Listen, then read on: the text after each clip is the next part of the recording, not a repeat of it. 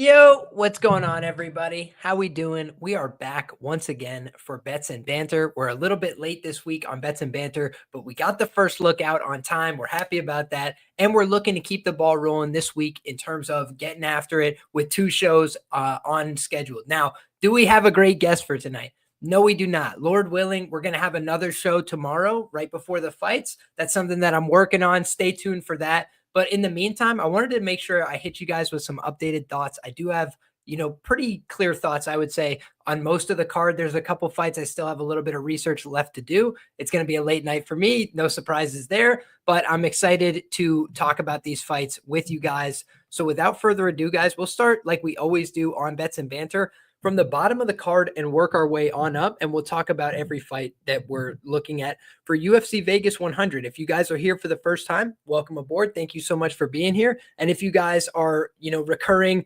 viewers, somebody that's been here before, thank you guys so much for the support. I really appreciate it. I got home from Nogi. I absolutely scarfed down my food, and now I'm excited to talk about these fights with you guys. And I have thoughts from the first fight of the night on up. So starting with that first fight, let's go ahead and show our screen here. We're going to work from Tapology and go Tapology order here from the bottom.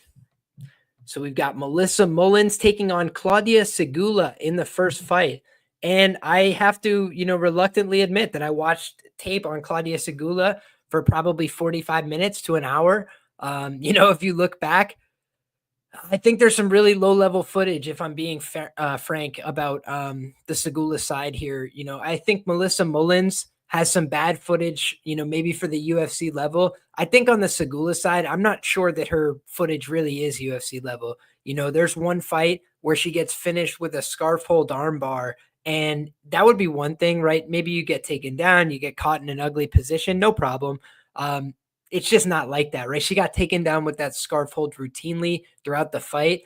If you guys don't know what I'm talking about, like a basic head and arm throw, something that you really only see in WMMA at a high level.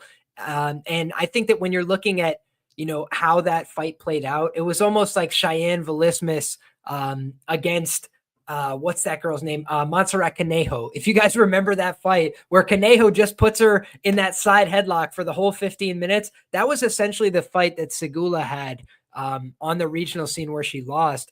And I don't think she's got very good takedown defense. She lists herself on Instagram as a purple belt in Brazilian Jiu-Jitsu. And, again, I just think that there's some footage there that I really don't rate. There's some falling back for leg locks that aren't there. Some things that just look a little bit amateurish, if I'm being fair. And I think that on the other side, Melissa Mullins, she really put in a horrible performance last time, but there was a lot of extenuating circumstances. If you remember, Melissa Mullins was going through, a divorce at the time. She had a coach that was involved in her training camps as well. That she was seeing and, no longer seeing him, obviously. So that was a big change in her camp and her preparation. I think that when you look at the Mullins side, I expected a lot more from her last time out. Nora Cornole, definitely not known for her grappling, but she is feisty. She's physical. She's hard to, finish on the ground. Let's say we did see her react well when she was put in bad positions, I believe against Jocelyn Edwards, if my memory serves. So I was certainly a little bit surprised by, some of the Mullins props in this spot.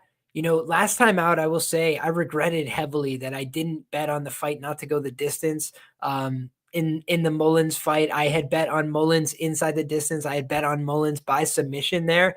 And unfortunately, she ends up getting finished by Cornole. And I had knew that a finish was live on both sides, but I got a little greedy in that spot. And I do think that, again, the finish is live here. I think Mullins is a little bit soft in terms of her ability to take damage. I don't know that, she's got the best poker face, let's say. When she gets hit, she gets hurt. She's been dropped in both of her UFC fights. So I definitely think there's some merit in terms of the striking for Sygula. But even in that regard, I'll just be honest, I thought Sygula looked a little bit slow at times in the striking. She definitely lands with some authority, but it did seem like there was opportunities to just knock her off balance.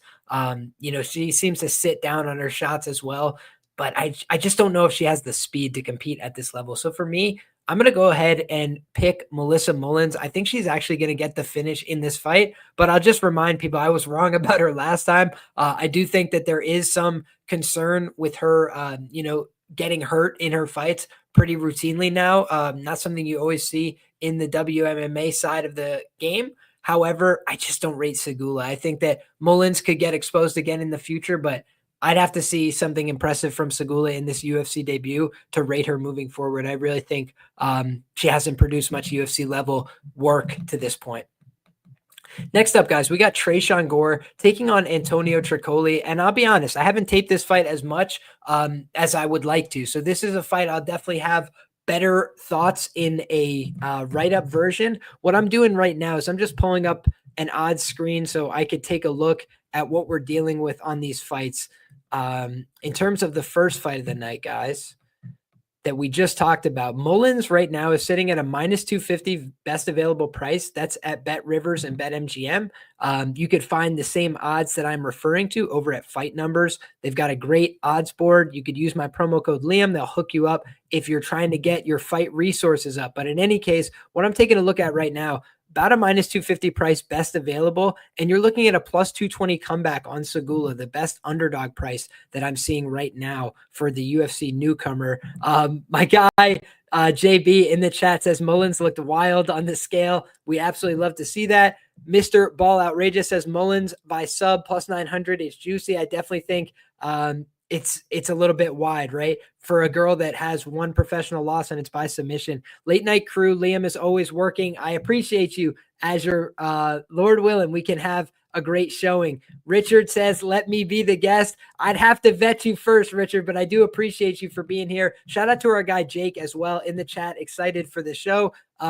Says that he's pissed off with the corrupt judging, but he can't quit the sport. Me neither, brother. Love your breakdowns. Thank you so much for the kind words. One of the hardest working, I feel like I'm patting myself on the back here, but I appreciate the kind comments from Mixed Gambling Artist as well. Very kind words. Let's cash this weekend. That is the operative phrase. Lord willing, we could do just that.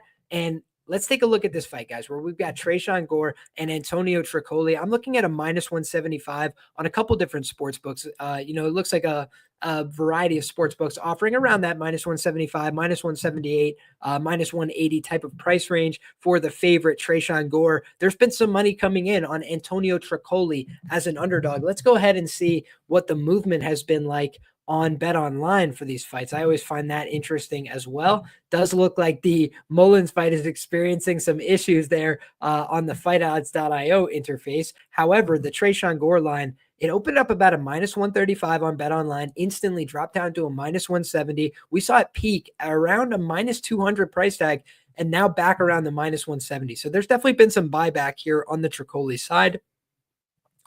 And listen, I think in terms of size, in terms of opportunistic grappling, Trocoli could come out here and look good in round one. The other thing I will note is Tresean Gore, if you were to run back the fight with Cody Brundage, do you think we would favor him to win in a stand-up fight? I certainly do, right? But he got caught on the chin. He got knocked out. We got to remember it's a middleweight contest. And when you take any risks on the feet, you could risk getting knocked out. For me, there's a couple things that give me some hesitancy, some pause with the Tresean Gore side. Let's start with first inactivity. The guy's been out of the cage for a while, and I always just wonder, how is somebody going to come back? Daniel Cormier has talked about on the mic before. It's a lot easier when you stay in here, when you feel like it's constant activity. It's not such a big moment. You don't get overwhelmed. It would be one thing if this guy had 50 fights and, it takes a while off. And then you say to yourself, man, he's going to come back and it's going to be, like getting back in the water, right?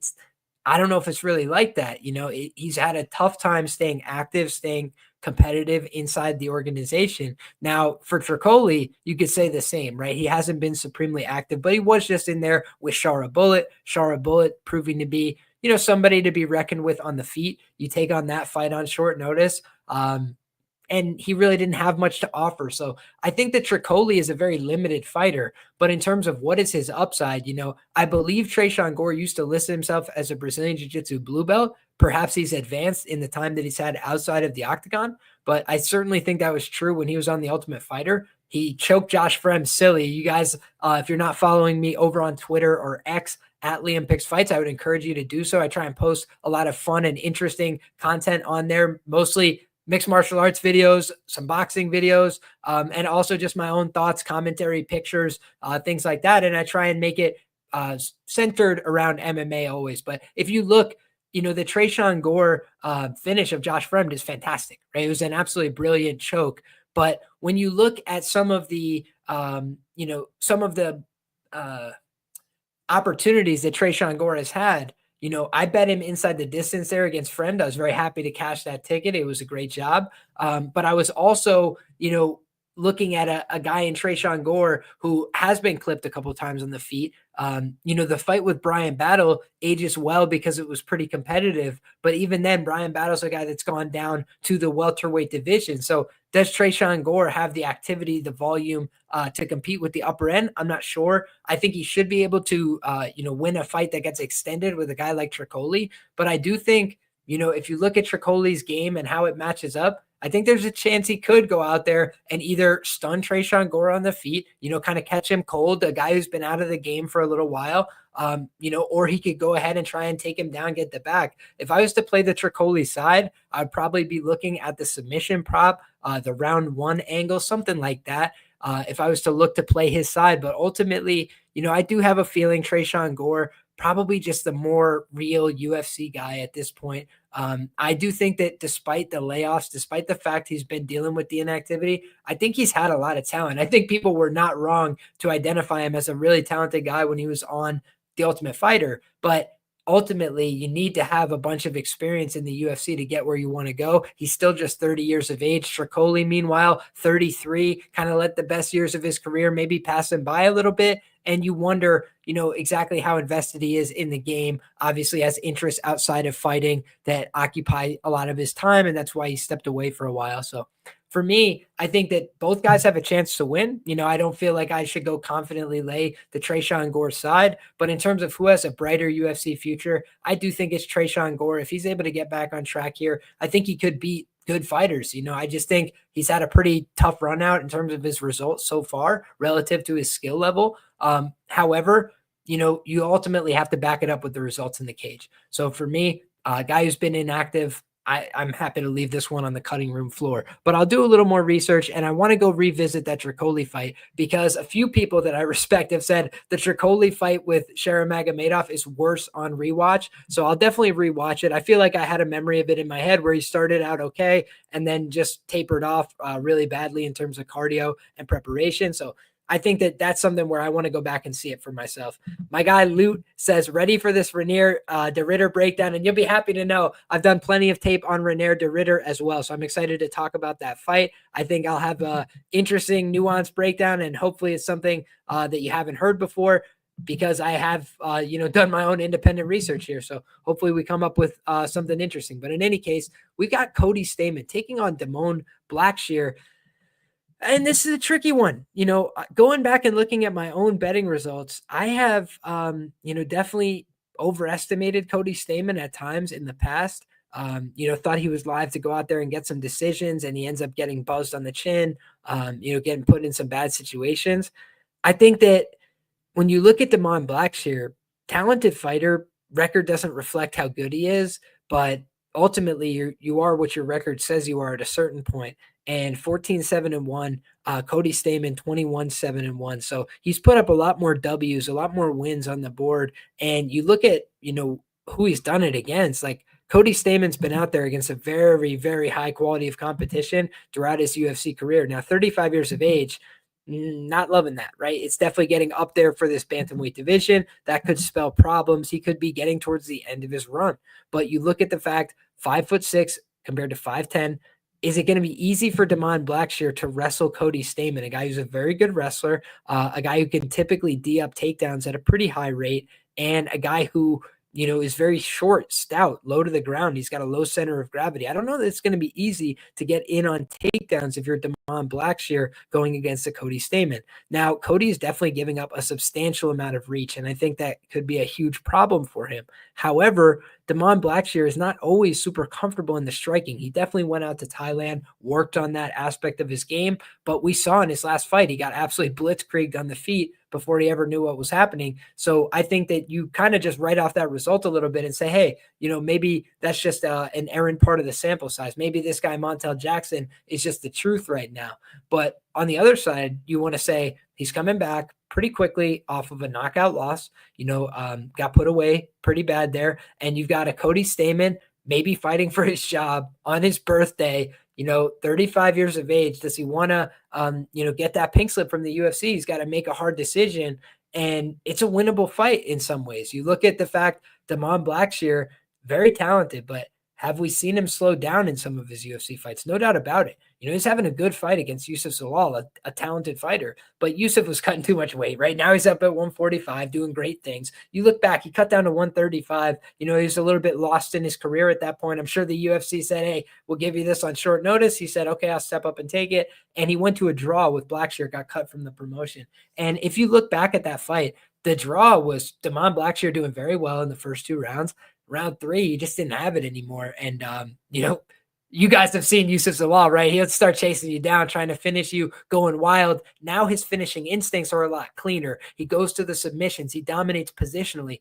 He didn't really do that against Blackshear, right? He kind of let him off the hook a little bit in that fight. I think there's an argument he could have stopped him there. So you look back and do I think Cody Stamann's going to replicate that same kind of result? No.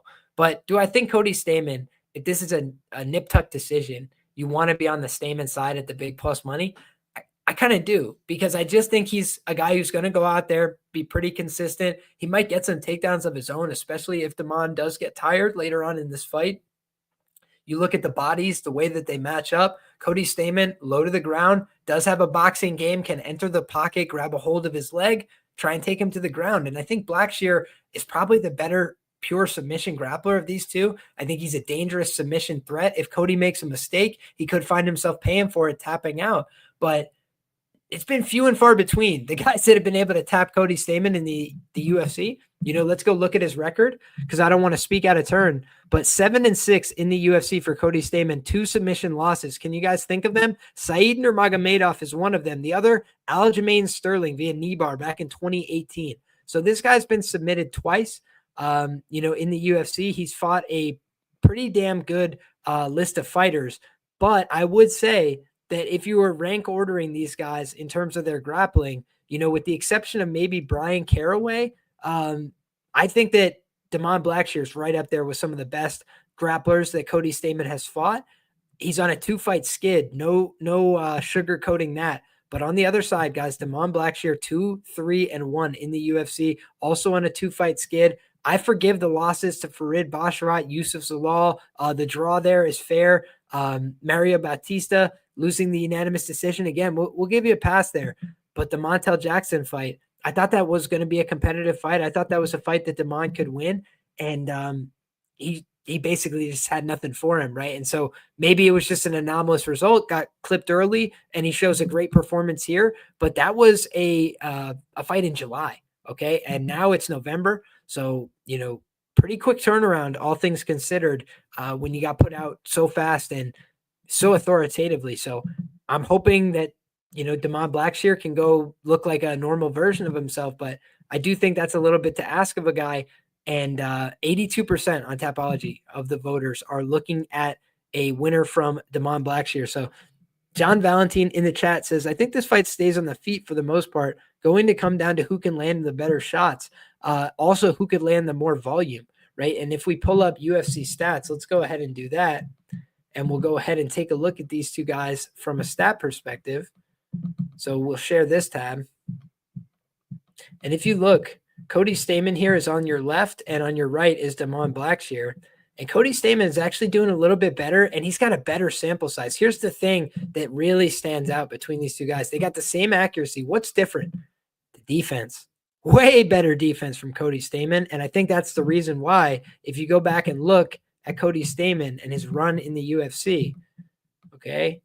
So let's go ahead and take a look at Cody Stamann, a guy who's been around for a long time, the Spartan. And he's never been knocked out, guys. He's never been KO'd. He's never been TKO'd. And in the UFC, he's 1-0 career to the knockout. So he's never recorded a submission. He's mostly a decisionator. But if you look at, who you want to back in a decision, Cody Stamann 6-4 in decisions in the UFC.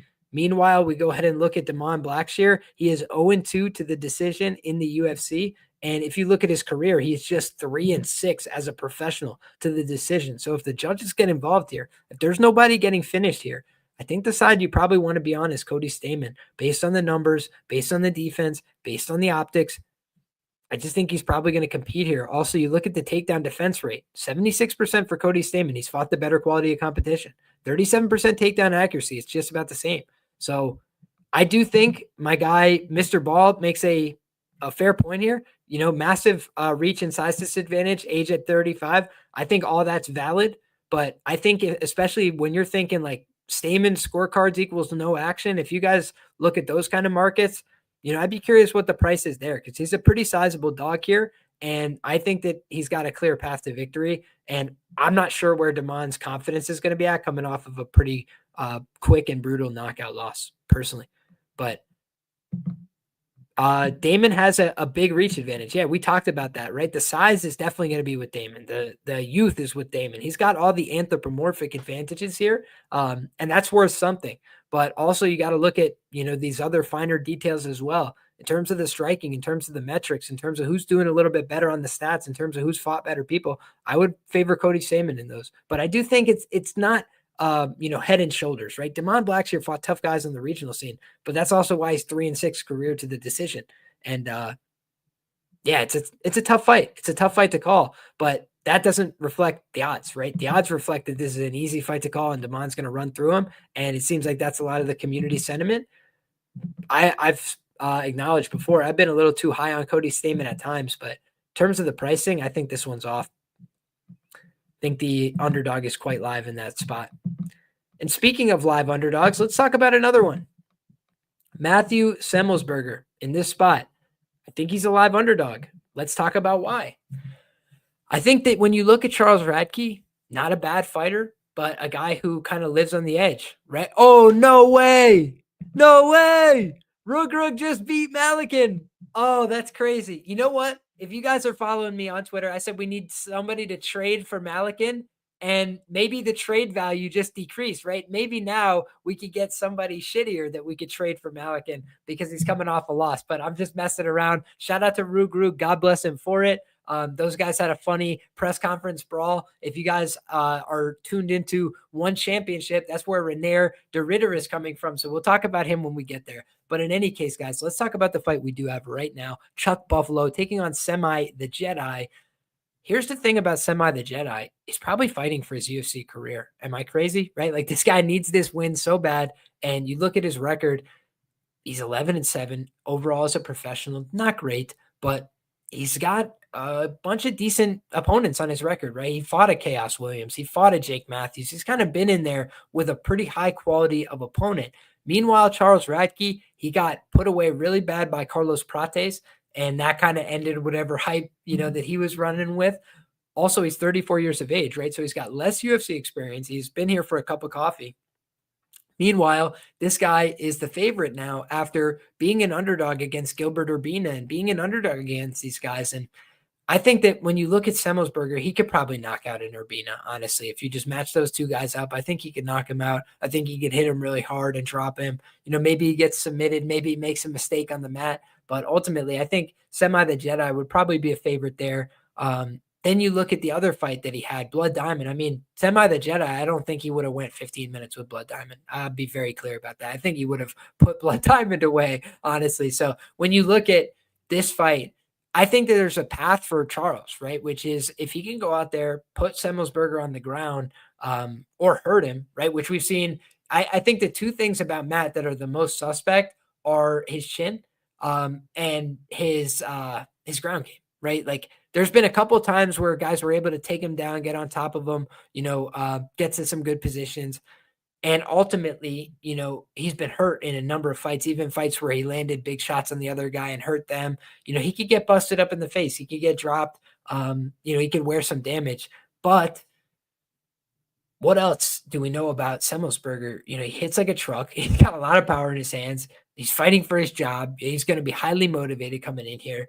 And he kind of flies under the radar, right? Where a guy like Chuck Buffalo, he's inviting a lot of attention and a lot of it negative, right? Like, let's be clear about that too. He's dropping F-bombs to the Australians. He's threatening to fight people in the crowd. The guy brings the ruckus, right? He's definitely got a fighter's attitude. But when you look at the Semelsberger side, he's a little bit quieter. He's dealt with some injuries. He's dealt with some things outside of the cage that make me a little bit skittish. But talking about size, right? He's another guy who's going to have a big size advantage. He's the bigger fighter, 6'1" compared to 5'9", 3-inch reach advantage as well, compared to 72 inches for Chuck Buffalo. He's got 75 to work with. He's 3 years younger in the spot. There's a lot of boxes being checked, in my opinion, for the Semelsberger side. More UFC experience, younger guy, bigger guy, hits hard, could probably put this guy down on the feet.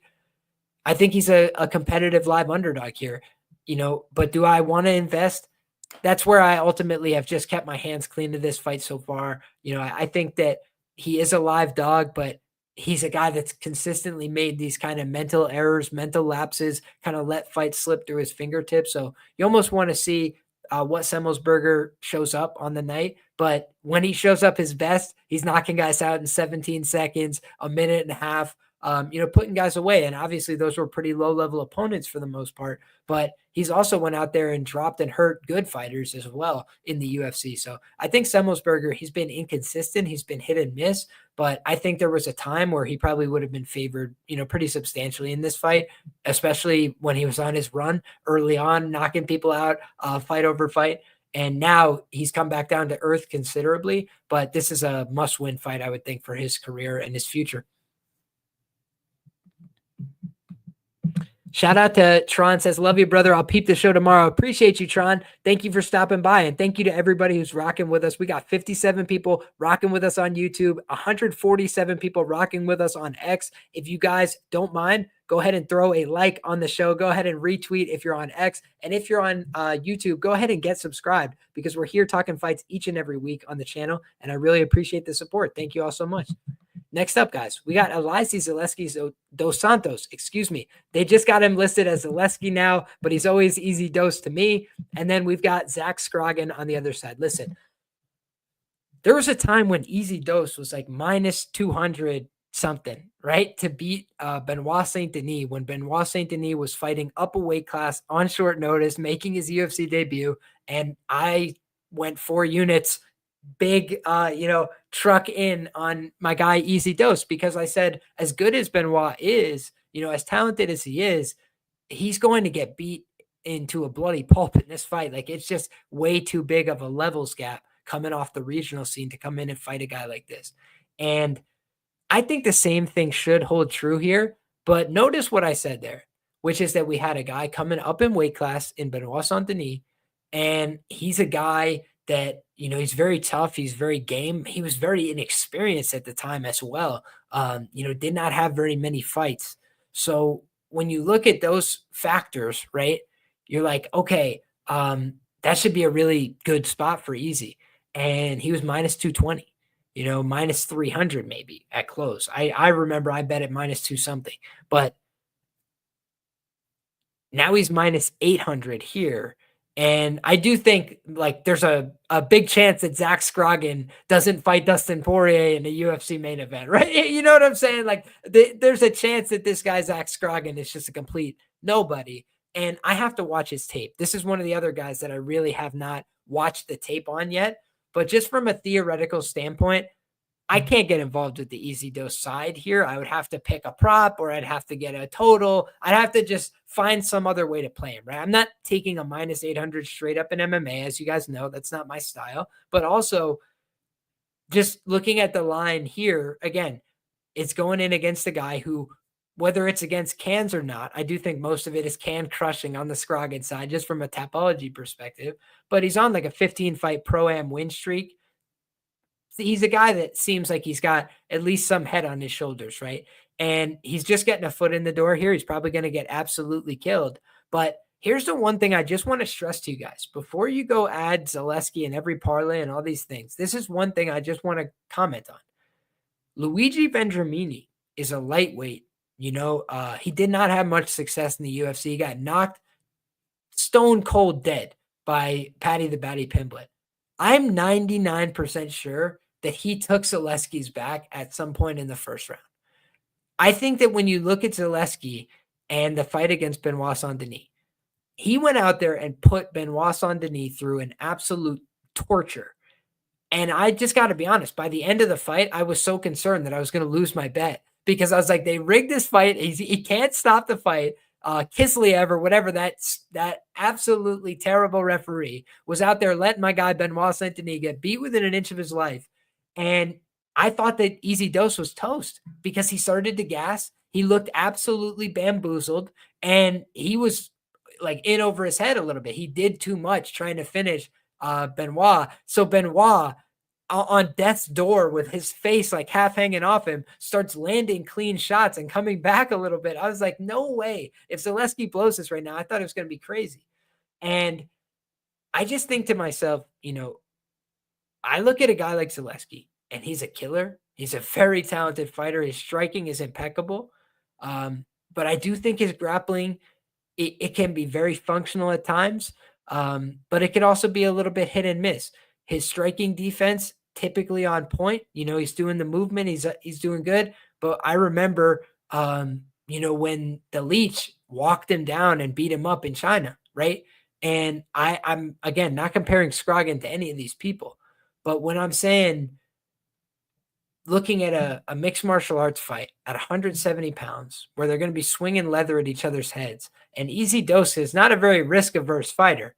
He's not a very minute-winning fighter either. He goes out there to kill people, right? He's not going out there to win decisions. So he's going to try and spinning head kick this dude. He's going to do flying knees. He's probably going to kill him at some point. But he does take a lot of risks, and he does give up some bad positions in his fights. And when you're talking about minus 800s, they typically are not 37-year-olds. They typically are not, a little bit undersized relative to their opponent.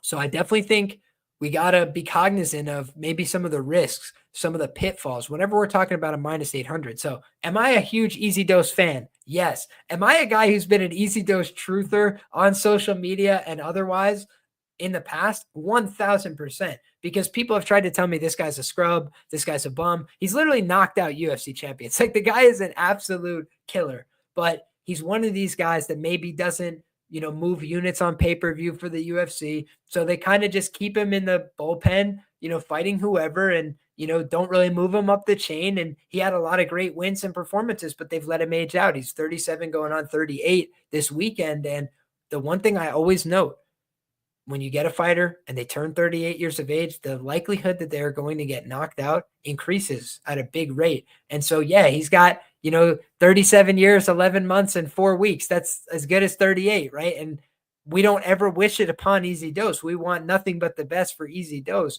But again, when we talk about downside risk, 38-year-old fighters, that's when the downside risk of a knockout starts to intensify. So some people had asked about, what do you think about Easy Dose and the over?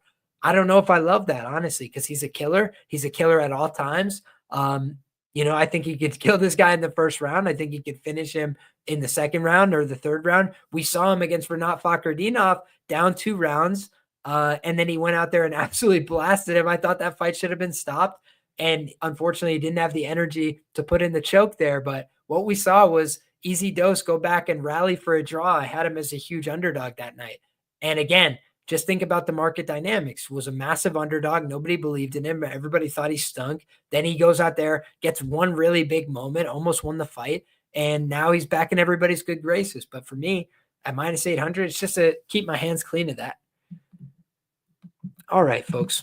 Next up, we'll talk about Karolina Kowalkiewicz and Denise Gomes. I got a little fun fact for everybody. When I look back at the data, it told me a lot of interesting things here. First and foremost, speaking about age, we got to talk about that off the rip. Karolina Kowalkiewicz, 39 years of age, just very up there, right? Any weight class, any way you want to slice it. D. Gomes on the other side, Denise Gomes, whatever you want to call her.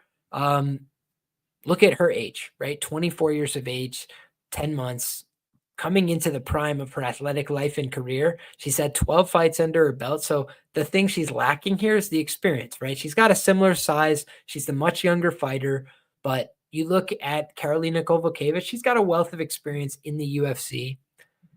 Ultimately, I think this is a horrible matchup for her.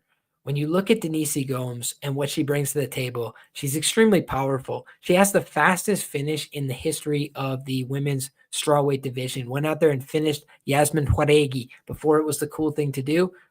Really shocked the world a little bit with that knockout. I believe she was a +3XX underdog that night. And Denise Gomes now installed as a heavy favorite. Nobody has been this big of a favorite against Karolina Kowalkiewicz since Jessica Bate Estaque Andrade. And if you guys remember that fight, Jessica Andrade put her in the box, right? It was pretty brutal. It was fast. It was efficient. And I think that when you look at how this fight matches up on paper, I think Gomes has the ability, the power to knock out Karolina Kowalkiewicz. I think Kowalkiewicz has been a little bit of an easier mark lately in her career to getting hit with damaging shots. I thought she got buzzed by Lucindo a few times, but mostly Lucindo out-grappled her. And if you look back in that fight, Lucindo had a pretty good submission attempt in the first round. She started looking for a guillotine choke.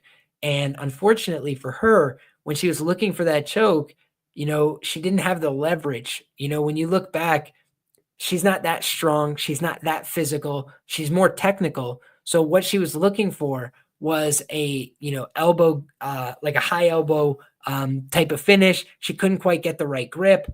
And ultimately she ends up letting it go.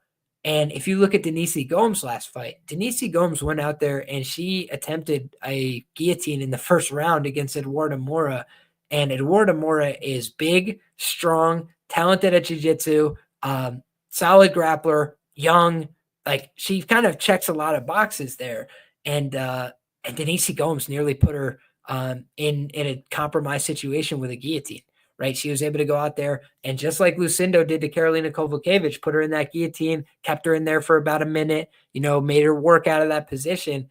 D Gomes made Eduarda Moura do that. And honestly, looking at their size, their physicality, how they match up, I think Eduarda Moura might pick Karolina Kowalkiewicz up sideways and throw her outside the octagon, truth be told. So I think when I look at D Gomes, she's strong. She could scramble. She's getting better on the ground. If you look at this girl, her grappling and her takedown defense was really poor when she came to the UFC. And now she's out there having grappling matches with, I think it was Gigi Canuto. And we've also seen her out there, attempting submissions. I think she's got 4 credited submission attempts already under her belt in the UFC. So no wins via sub on her record. But here's a fun fact for you guys. Karolina Kowalkiewicz has been submitted twice in the UFC. She was submitted by Claudia Gadelha, right? And she was also submitted by Jessica Penne. Neither one of those women has submitted anybody else in the UFC besides Karolina Kowalkiewicz. So I thought that was a very interesting note as well. When I was going through my research, I think that her grappling doesn't always get tested, but when it does, I think oftentimes it comes up lacking. So for me, I think D Gomes is live to win this fight any which way, and I think that's why she's priced so prohibitively as a favorite. I think if I'm on the Karolina Kowalkiewicz side, I would be looking at either the money line, the decision, or the scorecards equals no action, because I do think she's live. If this fight hits the scorecard, she does throw a pretty decent clip, but honestly, she landed almost nothing against Lucindo. She was dominated physically in the grappling and technically as well. She gave up the mount. She gave up the back. She gave up horrible positions throughout. And I think, somebody's going to make her pay. So that's the way I see that one going, folks. Next up, we got Mansour Abdul-Malik taking on Dusko Todorovic. And Dusko has been dealing with a lot of surgeries. He's been dealing with injuries. I don't really believe in the guy, honestly. I haven't liked what I've seen from him in the UFC. Never going to write off somebody completely, right? It's a men's fight at 185 pounds. These guys could absolutely go out there and swing at each other's heads. And I have seen Mansour Abdul-Malik rocked. He's been hurt. He can be finished. But I don't see it happening against Dusko. I think Dusko is a little bit more fragile in terms of his body, right? Like I think he's been dealing with a bunch of injuries And I think that when you look at his chin, it's not great. So I think Mansour Abdul-Malik doesn't have a great chin, doesn't have a elite, supreme, perfect chin. But I think Dusko's is actually worse. On paper, he's actually been put away, whereas Mansour's just been hurt. And I think also when you look at this guy, he's smaller. I think that if Mansour needs to go to the takedowns, he can. Tristan, I totally agree with you. I thought Mansour decision at plus 750 was an interesting enough look. Do I think he kills him? Yeah. Do I think he probably puts him away? Sure. But if you look back, Dusko has gone the distance before. It's not like he's been finished every time he's lost.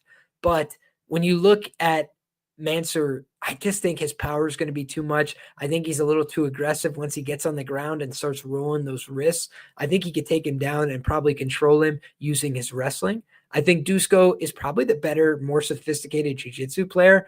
I just don't know that we're going to see much of that in this fight. Frankly, I think Mansour would be hard to submit in a traditional sense. I think you'd have to get him tired or hurt him first because I think he's got a big body. He's awkward, hard to grab a hold of. So ultimately, I think Mansour Abdul-Malik has been set up for success, and I think he's going to win this fight probably via knockout early. But I also think he is live for the decision, and that would be a potential big plus money angle you could look at in this fight. Next up, guys, we got Luana Pinheiro taking on Jillian Robertson. And apparently Luana Pinheiro is talking about wanting to move down to the atomweight division that the UFC doesn't have yet. I mean, God bless her for it. I wish her the best of luck. Jillian Robertson moved down from flyweight, and she's got, 3 out of 4 on the trot, 2 finishes in that time as well. 2 TKOs in the UFC, 9 out of 11 wins inside the distance. The girl's been money in terms of when she gets the takedown, she's pretty brutal on top, right? Last time out, I thought the fight was eligible for TKO against Michelle Waterson Gomes. We didn't see the fight stopped in that contest because Michelle Waterson Gomes was retiring. She got a nice little send-off. They already had the pre-made video package and all this shit, but Jillian Robertson beat her ass like she stole something. And, I think the significant strike deficit was 57. I think that the total strike deficit was over 100 or something. This is all from the top of my head, but, ultimately, Jillian Robertson routed her on the box score. And when you look back, Jillian Robertson kind of mugs most of the people that she's able to get to the ground. I think for Luana Pinheiro, can she have a good round in this fight? Yeah, I think maybe she does have a good first round here. Maybe she could D up some takedowns early. Maybe she could try and use some strength and physicality. But who do I think is stronger? Jillian Robertson. Who do I think is the better wrestler? Probably Jillian Robertson, especially in an extended fight. And then who do I think has more heart and will to win? Jillian Robertson is the clear pick to click in that regard for me. Obviously, she's priced prohibitively as a favorite here, about minus 400. I think this is another spot where Jillian Robertson is live for the TKO. I've bet that in the past and had some success at big plus money numbers.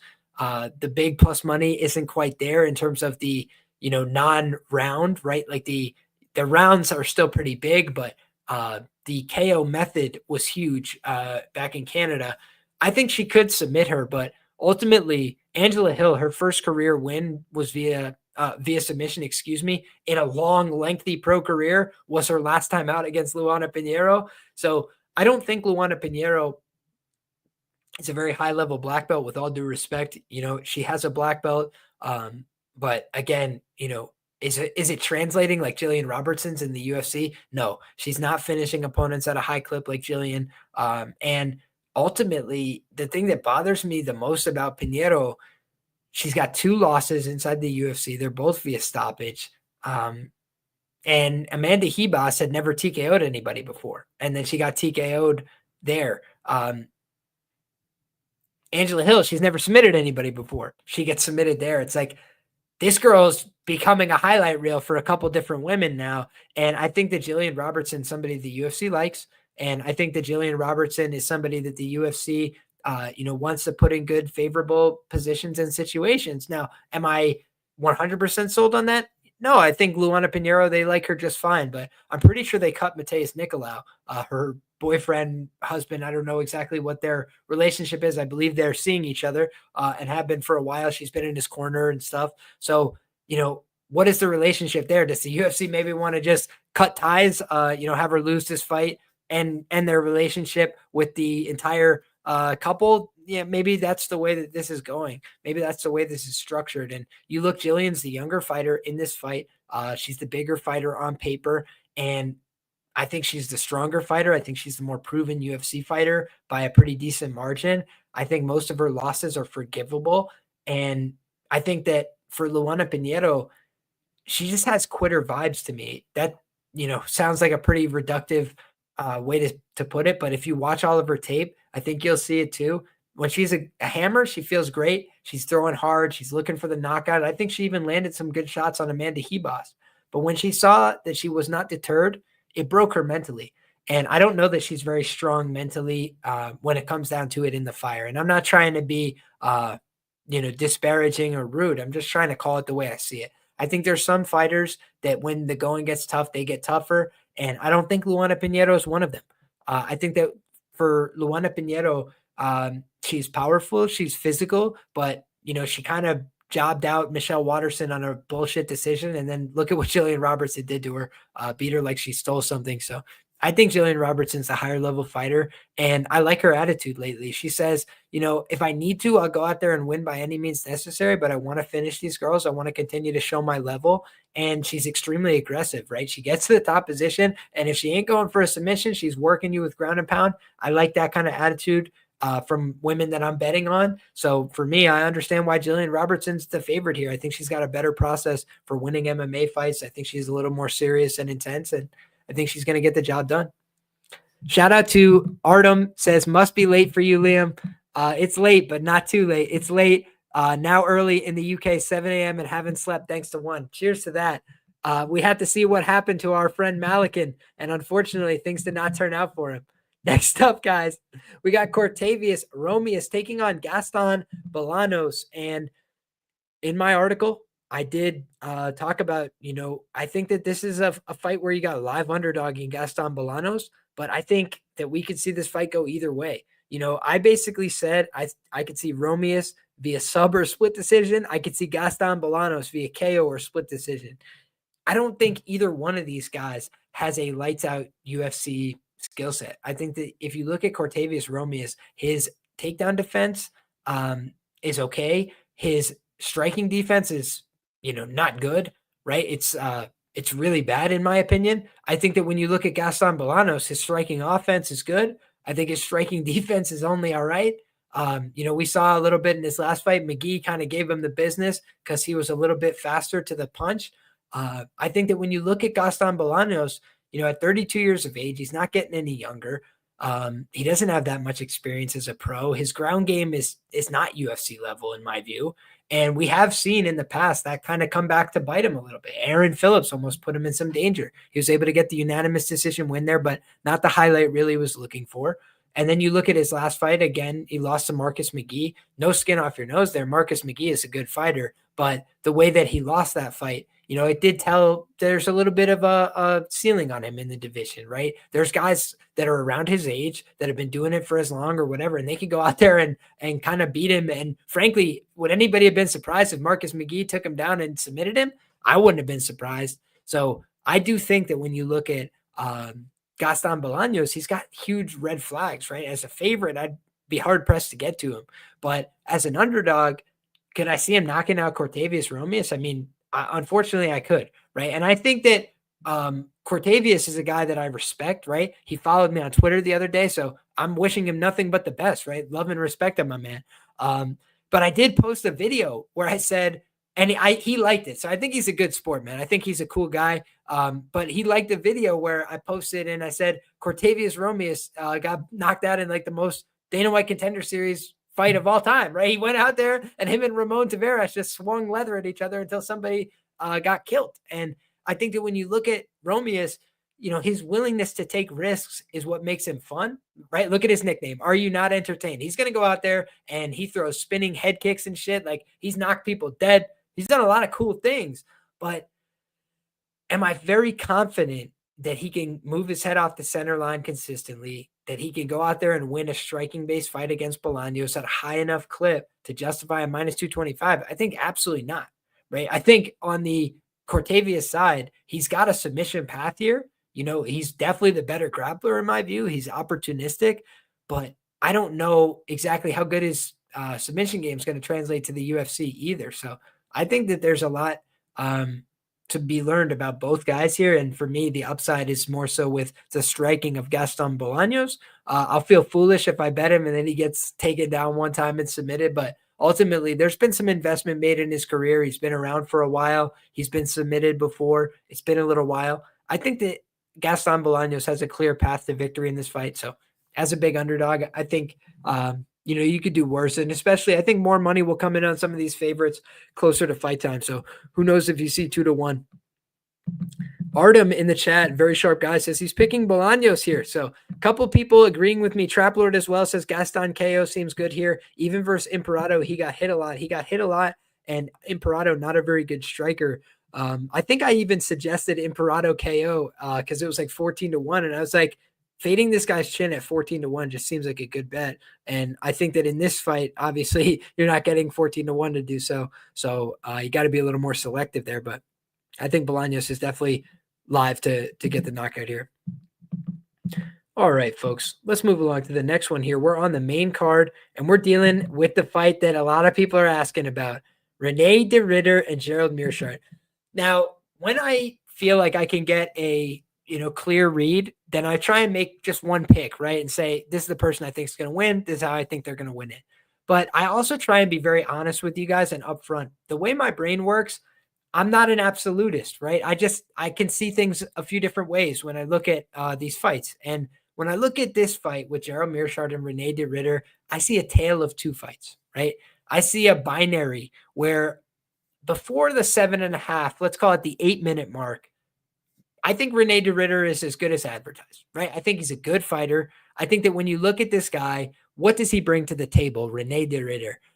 He's a very quality grappler. I watched him go out there with Andre Galvao, and for the first 8 minutes or so, he looked like he was neck and neck with him, right? He's got an ability to go out there and land some good knees to the body. Now I'm talking about his MMA game, but if we want to just talk pure grappling, he's got an ability to go out there and mix up positions. He's got a very disciplined knee shield, right? So he'll bring back his knee shield. He's very difficult to pass his guard, especially fully.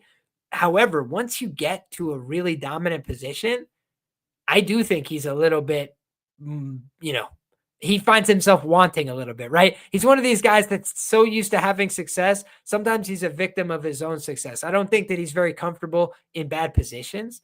And I think that's kind of something we've seen rear its head in a few different ways in this contest, right?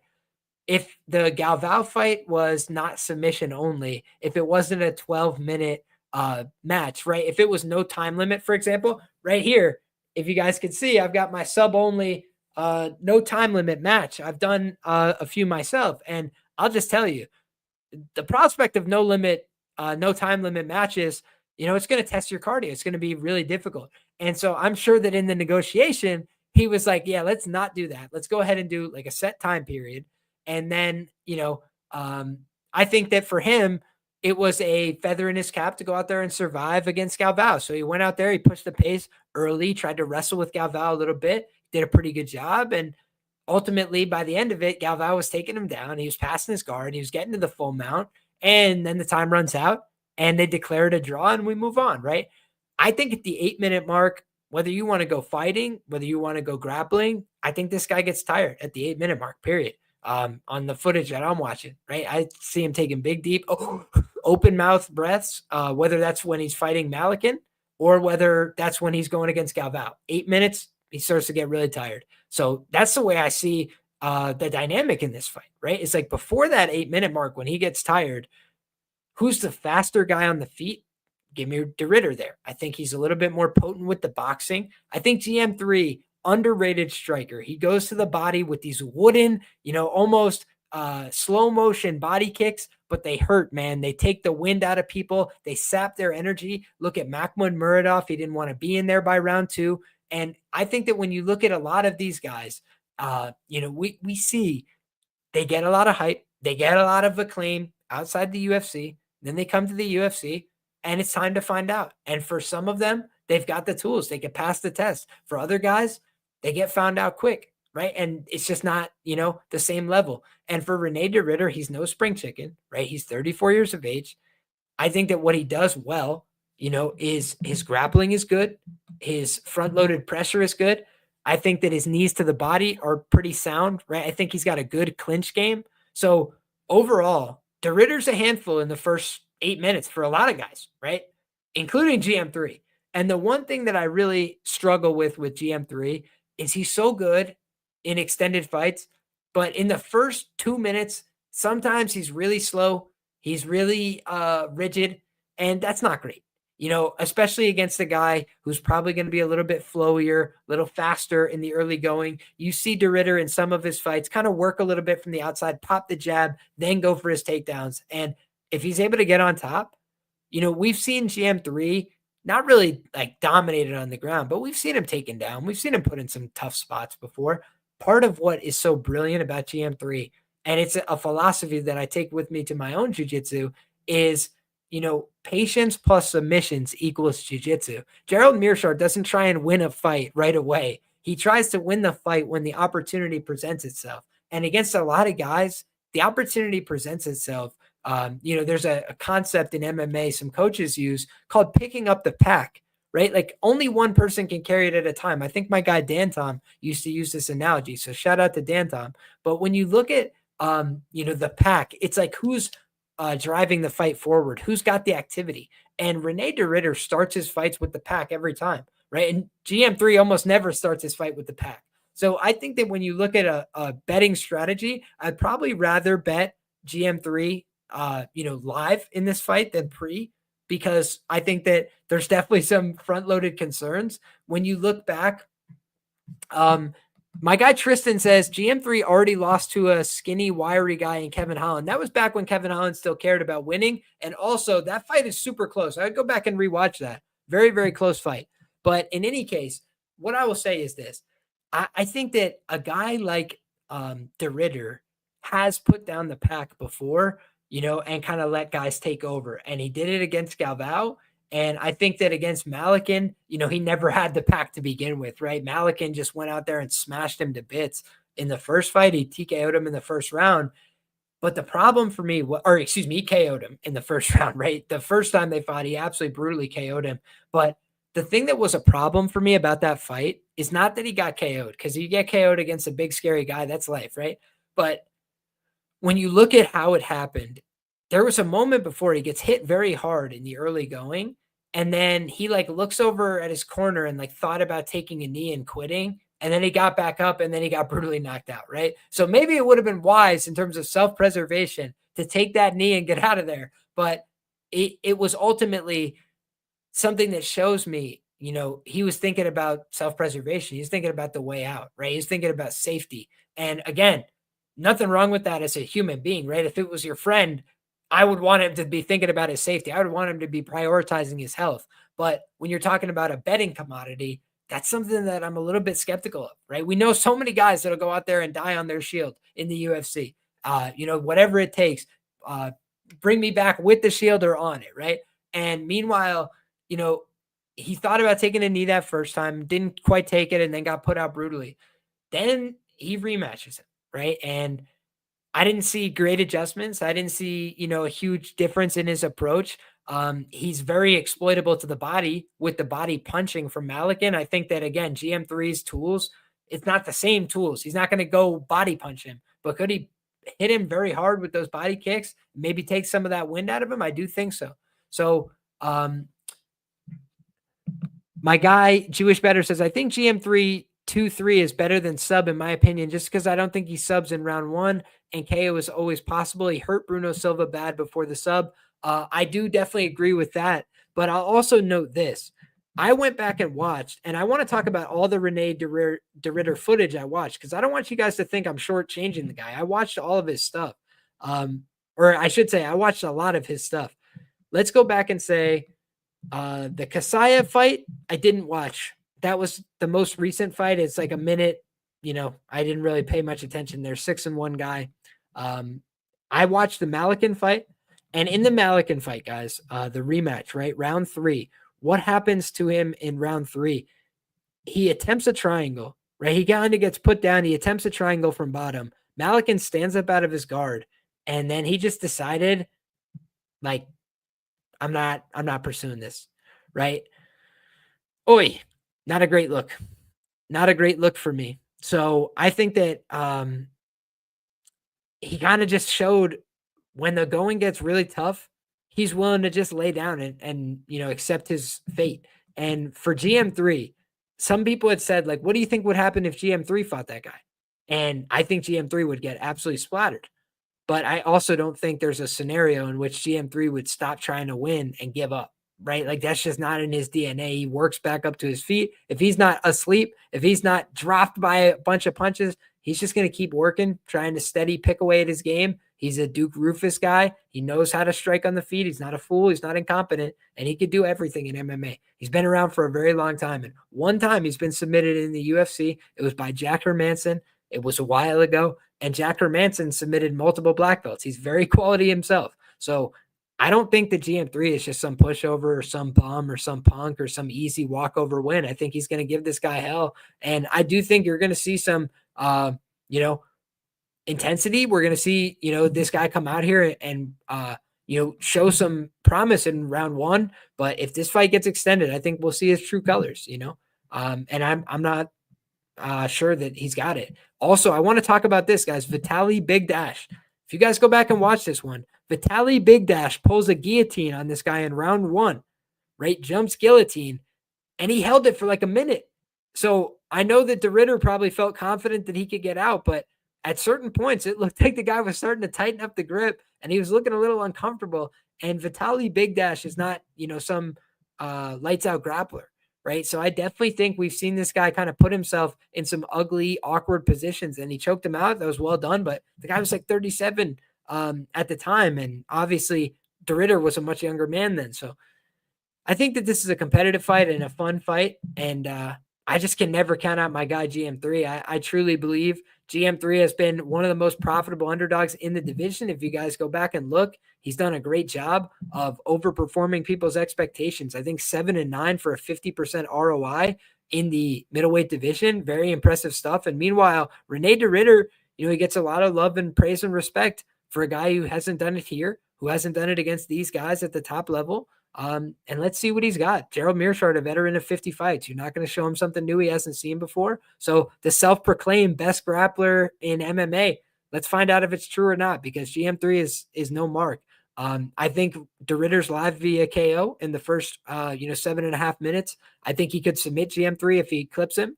But for me, I also think that, this is definitely a spot where, Rene De Ridder could get exposed. If he comes out here and follows through on his promise, he says it's not enough to beat GM3. I have to finish him. If he empties the tank trying to finish GM3 and he doesn't get him out of there, GM3 will pick up that pack and start running, boy. And I think that live line will flip if he does. So, Lord willing, GM3 rides one more time. He follows me on Twitter. He's an absolute friend of the show. So we're wishing nothing but the best for Gerald. And I think that they've got the right guy favored, but I think they've got the wrong price. So I think there's probably a better live opportunity after one, but Gerald for me feels like the sider. I'm passing there. All right, guys. Last but not least, the main event of the evening, another -800 price tag. I love Carlos Prates as much as the next guy. I think that he's an awesome fighter. I think -800 is prohibitive on almost anybody in the UFC, right? What if he goes out there, stubs his toe? What if he goes out there and just breaks his ankle, right? It's like, it's fighting at the end of the day. This isn't, patty cake, right? Somebody could get hurt in this fight, even if they're the better guy, even if they're the tougher guy. So it's always something to consider, right? I think Neil Magny was like +680 or something to win inside the distance against Daniel Rodriguez. Nobody expected that. D-Rod's tough as shit. If anything, Magny via decision. Most of his wins lately are split decisions. But if you look back, Carlos Prates, he's been finished before, not since he was 25, but he's been finished before in the past. He's been beat before a couple times, suffered a couple decision losses. So could Neil Magny go out there and give him a veteran lesson? It's always possible. He's a seasoned vet. He's a savvy guy. He's also overperformed expectations. No doubt about that as an underdog. But I'm just looking at this and saying, like, what exactly, would make me say that Carlos Prates can't go out there and finish Neil Magny? A lot of these guys have put out a blueprint for how to beat Magny. Kick him in the leg, Michael Morales was about minus 800, dude. He was like a very similar price. He was like minus 600, minus 700. He was also a huge favorite, and he flatlined Magny in the first round. Obviously he's got a wrestling background. Carlos Prates is a Brazilian Jiu-Jitsu black belt. Frankly, Neil Magny has been a little bit of a mark on the ground to good grapplers throughout his career. Guys have taken him down, ripped him to the ground, finished him on the mat. RDA did it. Gilbert Burns did it. Both very talented jiu-jitsu players, but also Carlos Prates is a fighting nerds black belt, a guy that has submission wins on his record dating back to 2014 and such. Like, the guy's been around for a long time fighting. He's capable in all positions, but he's got Muay Thai tattooed across his chest, not jiu-jitsu, right? He's going to go out there and attempt, to get his offense going.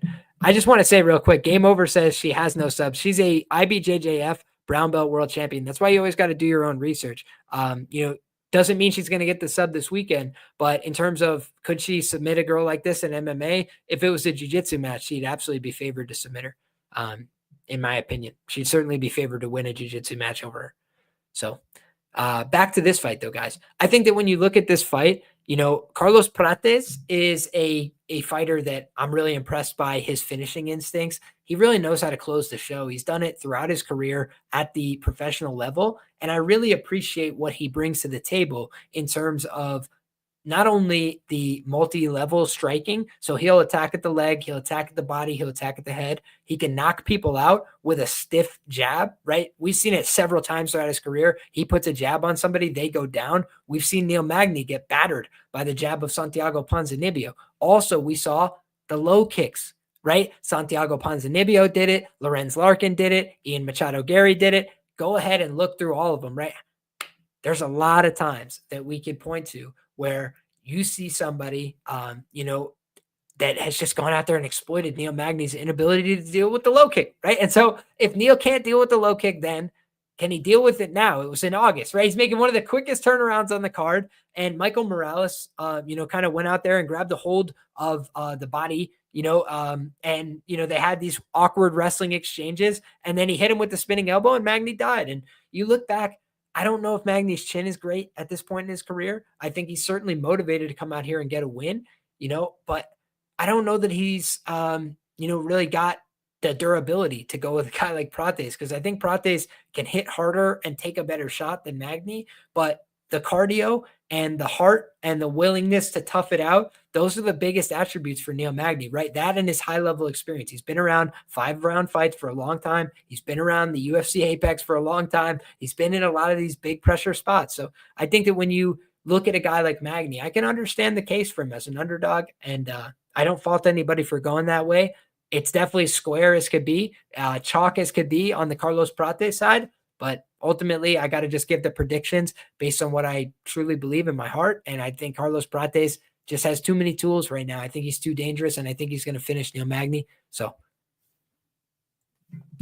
Tristan says Prates has been submitted multiple times in the first round. He was like 21 at the time. So I just don't know, I don't know what to really make of that, right? He's been fighting forever. He's been fighting really tough guys as well. If you look back, and I don't think he's a bad grappler, right? Just if you watch his tape, even some of the fights he's lost, he's attempting subs against guys that went on to have very serious professional careers in their own right. So it's We Want Picks Lock of the Week, which is a channel I'm closely affiliated with. What is the lock of the week? Mullins, are you talking about, or are you talking about something else? Mullins, ITD. Now I'm tired and ready for sleep, prone to tailing something crazy. I absolutely love it. Prates' takedown defense was terrible, and then he approved it. He wasn't taken down for like 5 years or something. Yep, I agree. Prates taken down by jobber lightweight Mitch Ramirez. Fair enough, but I bet him by sub there. I was hoping he was going to get taken down. It was Garbrandt, but he pulled out. There you go. Lock of the week is Mullins by sub. Hey, knock on wood, brother. From your lips to God's ears. I think there was value on the number, certainly, based on what we know about these two women. And again, I talked about it when I talked about Sygula's tape.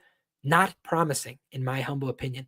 But there you have it, guys. That's my thoughts on every fight on the card. I have bets. I have write-ups. I have all sorts of stuff already posted on Patreon. And my night is just beginning, guys. I've got a full cup of coffee. I've got write-ups to do for all these prelim fights. I've got main card write-ups that I've got to send over to the folks on Patreon right now. So that will all be posted for channel members as well as on Patreon for everybody. I've talked, if you guys are good listeners with comprehension skills, then you guys will basically be able to put together most of the bets that I placed today. But if you want it simple, convenient, laid out for you, then I do have that available elsewhere. All the links that you'll need are in the description down below. Also, I will have that in the comments for you guys. If you have comments, questions, concerns, please go ahead and fire off in the chat down below. I'm happy to address anything that you guys have for me. Also, Lord willing, we're going to be live during the fights tomorrow. Hopefully, we'll get a show out before the fights tomorrow with a guest. So knock on wood, we got big plans. We'll see what we can make happen. And if you guys have anything more that you're looking for from me, go ahead and let me know down in the comment section below. That's the best way to get a hold of me. But you could also find me everywhere on social media at LiamPicksFights. Thank you all very much for the support. God bless you all. Come back next time. We're having all the same fun again. See y'all then. Take care, everybody, and best of luck to you.